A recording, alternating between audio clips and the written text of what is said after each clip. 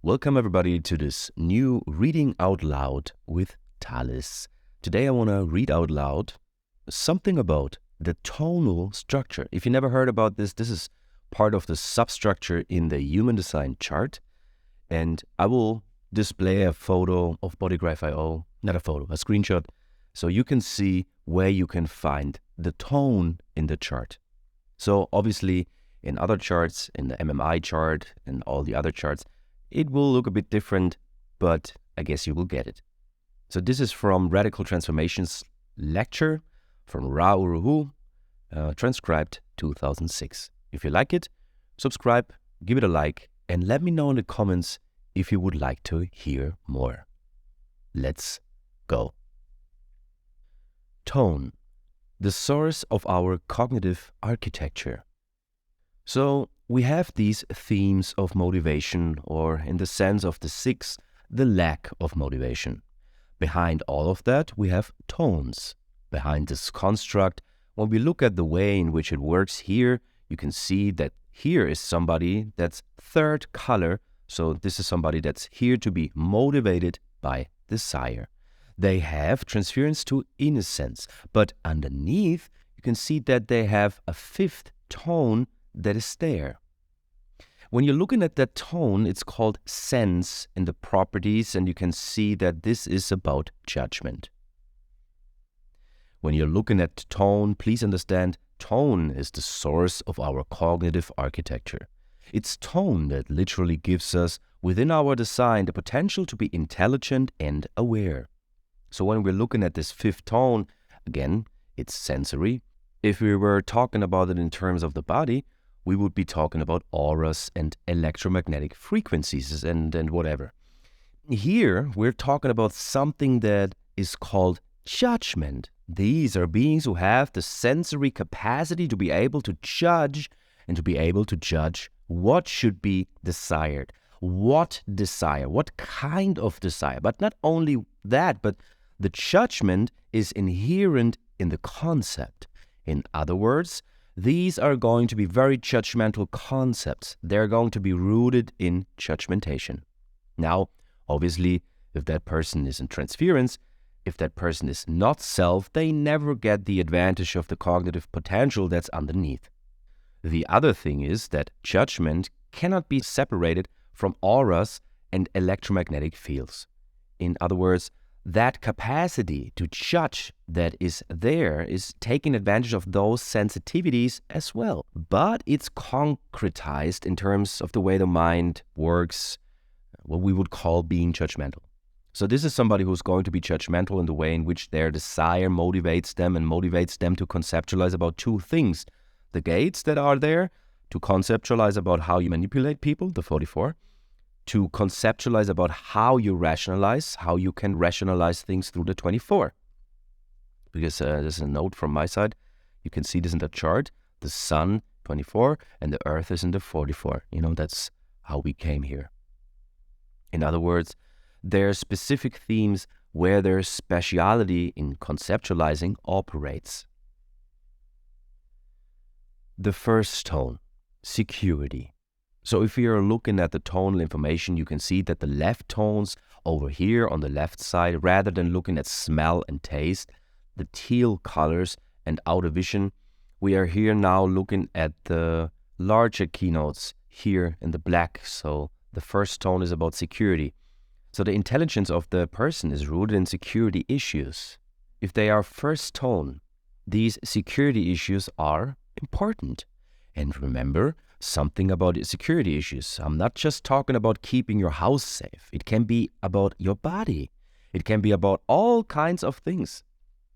It's really about, again, it's first line. It's getting down to dealing with the unknown and dealing with the ways to protect oneself. It's connected to the immune system. It's usually health-oriented. There are all of these aspects that are there. The second tone, uncertainty. The second tone is uncertainty. Now again, my fascination with tools, the uncertainty principle is alive and well here. This is the intelligence that's there, the intelligence to recognize in the uncertainty of things that there are things that can be found. One of the things about the twos is they know that if they filter well enough, they can get to a place where they can get what other people can't. They can get access to what they need to get access to because they're always waiting for some kind of call to come. And of course, here that uncertainty is going to be a question of taste. Now, it's not going to be taste in the way we saw it in the body. It's going to be taste in the way we talk about it culturally. The taste for this, the taste for that, the taste for opera, or the taste for rock, or whatever the case may be. The third tone, action. When we get to the 3, we saw in the body, this is outer vision. When we're dealing with the mind, this is about activity. Now, this can be very difficult. This is a strategic mind whose intelligence is rooted in activity, which means that the understanding of action and the conceptualizing of actions become very strong in this kind of mind. So this is the kind of mind that says, okay, we can take this step, and we'll get there. Let's do it. And it's very easy for a person to surrender to that and think that their mind is really able to do that for them. So it's something to grasp. But it's very important that we have those that can do strategic action analysis. And that strategic action analysis that ultimately is for the other. When the other says to you, what can I do? That's when your outer authority comes out. My standard comment, I have a delicious mind for you. I have a ridiculously stupid mind for myself. It's just the way it works. But outer authority, outer authority, here it is. This is what we are all here to deliver, is this outer authority. So here, this is the conceptualizing of action. This can end up being a teacher. This can end up being all kinds of things where you show people what steps to take, how to do things. It all becomes part of the conceptualizing and again will be rooted to the specific gates. In other words, it'll get honed in. The right side. The right side is so different. Everything about the left is strategic.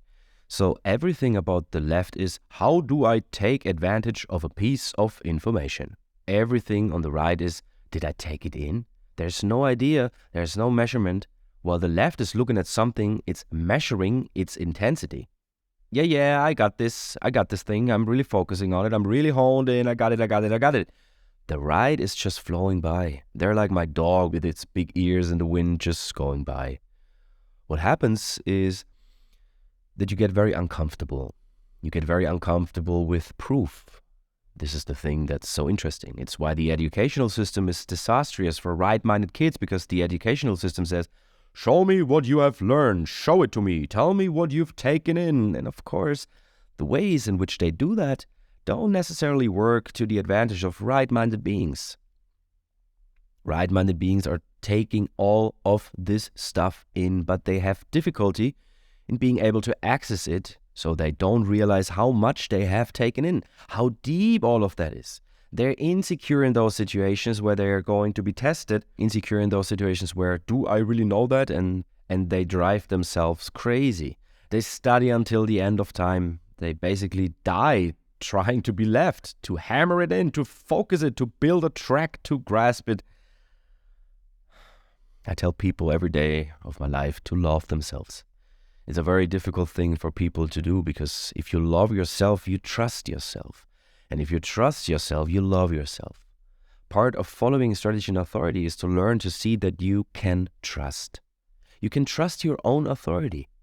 And out of that trust really comes a sense of love.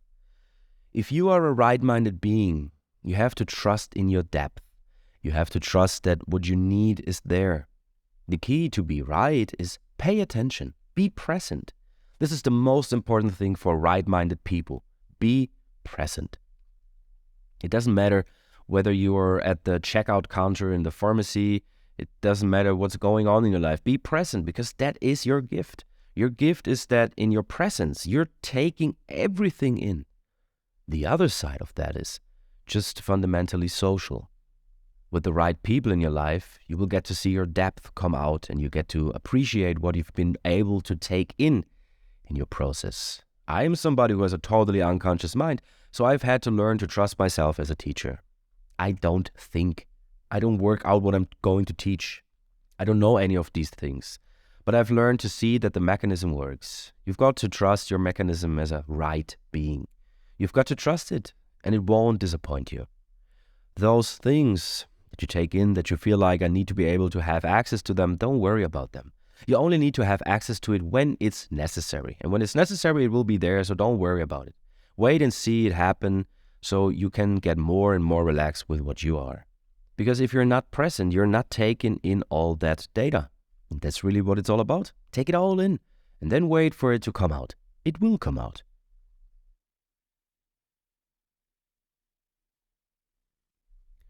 The fourth tone, meditation. So when we're going to go to the right side and we're going to the cognitive things on the right side, they're very different.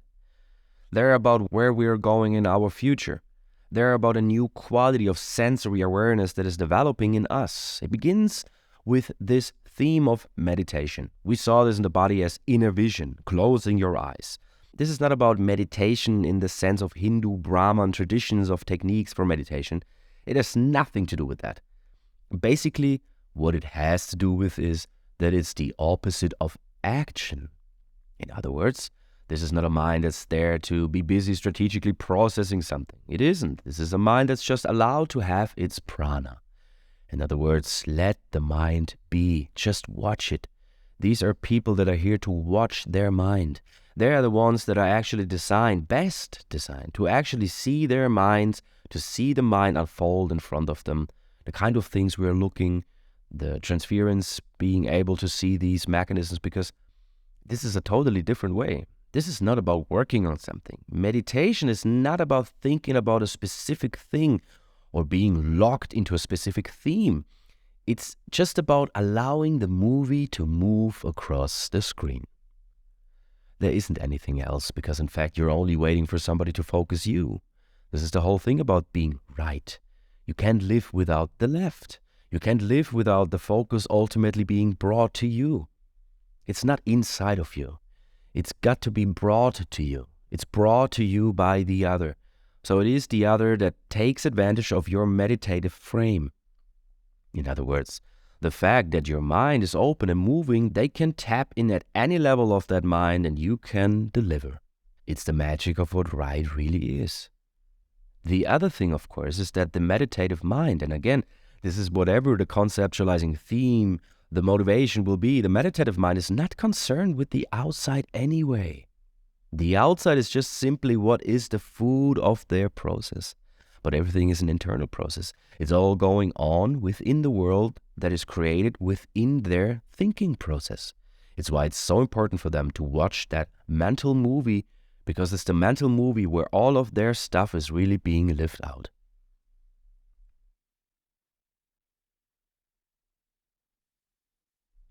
The fifth tone, judgment. When you get to the 5, as I said, you get to judgment. There's nothing more powerful. Think about what we looked at when we're looking here at the 5th color. We saw guilt. When we look at the 5th line, we see universalization. What we're seeing in these themes is that these themes are there to set things, fix things, and change things. It's also the heretic. It's about setting new standards. It can be very forceful in that way. The judgmental minds are very powerful, and if you think about them in the language of the number, the language of 5s, that judgmental minds are heretical. The judgmental minds are going to have a universal impact. They can be practical. They can create suspicions, all of these things that you get out of the 5 themes. So it's very important to understand that this kind of mind, this kind of intelligence is always going to create an edge. I've been doing that all my life. I'm a 5th line heretic. I'm a real heretic. I'm a living heretic. You create an edge. There are people who always love me and there are people who can't stand me, and it's just the way it's going to be. There's always going to be an edge, because that's the moment that you bring 5ness in. The moment you've got somebody with a judgmental mind, they bring an edge. Now, whether their judgment is correct or not is never the point. It's their judgment. It's a matter of respect after all, but it's simply something to understand about this kind of mind, that if this is you, you're here to bring this judgmental quality to your thinking. You can never afford to hide it. One of the things about the mind is that the mind looks at itself and wants to recreate its story, wants to develop us in the way in which it thinks we should be and all of that stuff. You hide things, you don't say things, you bury things. This is an aspect of intelligence that within the not-self doesn't come to the surface very often.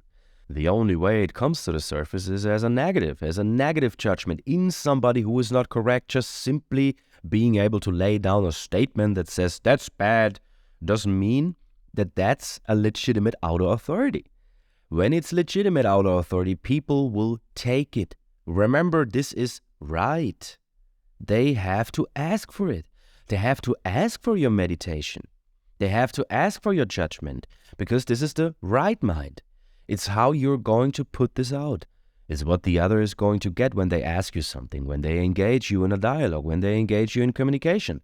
So if you are a judgmental mind, you have to see you're a right being. When the other is pulling that out of you, let the judgment come out. Otherwise, you're really going to be unhealthy.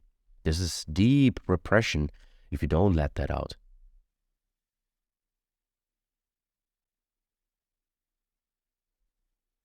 The sixth tone, acceptance.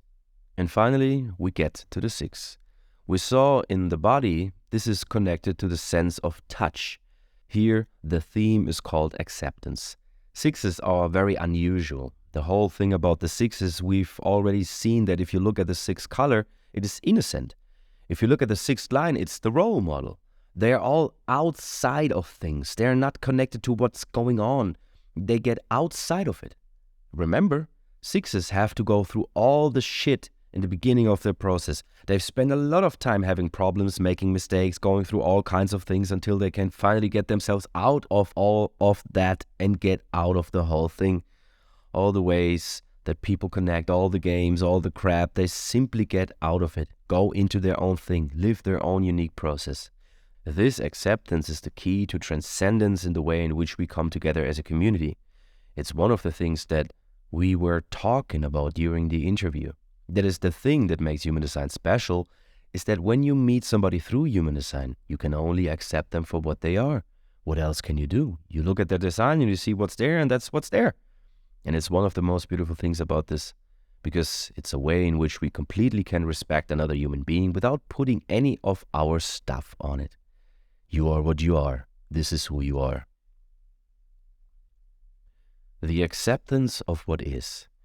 And of course, when you're dealing with this at a level of this kind of cognitive potential, this acceptance, this is really what it's all about. It is the acceptance of what is. It is the acceptance that there are things you can do nothing about. It's what I love when I do partnership analysis, the channel of compromise.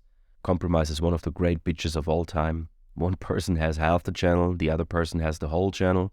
The person that only has one gate is always going to compromise to the person that has the whole channel. There's no way that you can ever change that. There's nothing you can do about it. Not only that, even when you know what it is, it's still terrible. You can never do anything about it. And you see, the most incredible thing about that is if you can accept at that level, boy, have you made a step, because this is what it's all about. Relationships are the most complex things in the world. It's my standing joke. My partner has the 1762. I have the 62. It's the channel of an organizational being, the logical mind, the whole thing. She has her own opinions and she has her own facts. All I've got is facts. I don't have any opinions. Now, I've known this woman 27 years and I have never, ever, ever won an argument. It's not even possible to think about winning an argument. As a matter of fact, within the context of our compromise, I've always been an idiot. A lifetime of being an idiot. There's nothing you can do about it. It's not like I could win any of those arguments, because you can't, because it's just the channel. It's not like there's something you can break and fix and pull apart and yank and repair. You can't do anything. You look at it and you go, all right, because at the end it's just a weighing thing. You say, okay, you have this and you have this and there's more of this than this, blah, blah, blah, all right. And then you let the other human being be what they are, because there's nothing worse than having somebody that you're connected to in this life saying that you should really change that. Yeah, sure, right. I'm going to do that for you. Let me have a heart transplant for you. This is the whole thing about understanding what real acceptance is, that when you get to this level, it's about recognizing that we have to respect each other, because there is no hierarchy in awareness. There's none. There's just unique intelligence. There's no hierarchy in that. There's nobody better than anybody else, or less, or this or that. There's nobody that has something more important to share than somebody else, because it doesn't. It may seem that I have a lot that I can share, but each and every one of you have the same thing in a different dimension, in a different thing, whatever that thing happens to be. And unless that comes out, we don't all gain the advantage of it. What you gain as an advantage from the me is an advantage I can gain from each of every one of you, because this is the way it's supposed to be. And it begins with that acceptance. It begins with a simple understanding that we are fixed. We are a fixed mechanism, at least in the way in which we are constructed.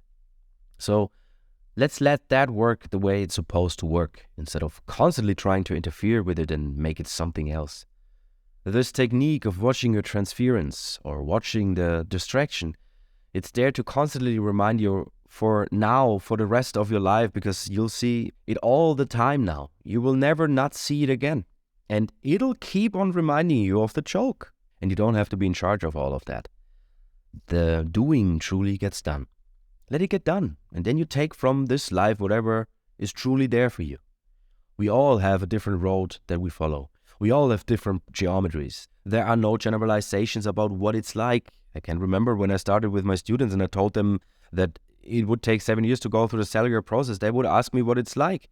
And I said, I don't know. How am I supposed to know what you're going to be like in 7 years when you decondition? It's your thing. I don't know. I don't know what that's going to look like. Nobody does. This is the magic, what it is to be involved in something that's about you and not about we or some kind of larger this, where we all have to wear the same costumes and do the same dance. It's not about that. It's the magic of what's possible when each of us gets to live out the flowering of our uniqueness. That's what's really here. It's not about changing anything. It's not about repairing anything. It's not about working at anything. It's about living. It's about living the sign. This is what you do. You breathe. That's all. And breathing isn't something you're in charge of anyway. It just happens. Just follow your breath and let your breath remind you that this is all there is. There is just this mechanism. There's this prana. This prana is moving and moving and moving and moving. It's the way it goes. And if you're going to get stuck in all that nonsense of how all of this works, what a pain. You miss the whole ride.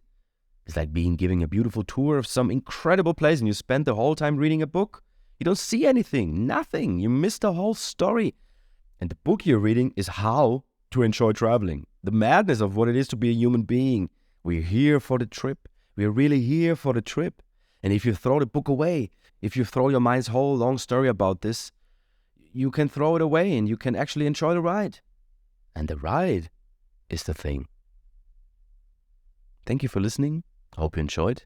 If you feel like you want to support this, just check out the link below and you can buy me a coffee if you want. And also there's this beautiful community called Our HTC, if you want to join that, with a lot of amazing people, a lot of great human design tools we create and vote for together. Just check out join.ourhtc.com. Love yourself. Bye-bye.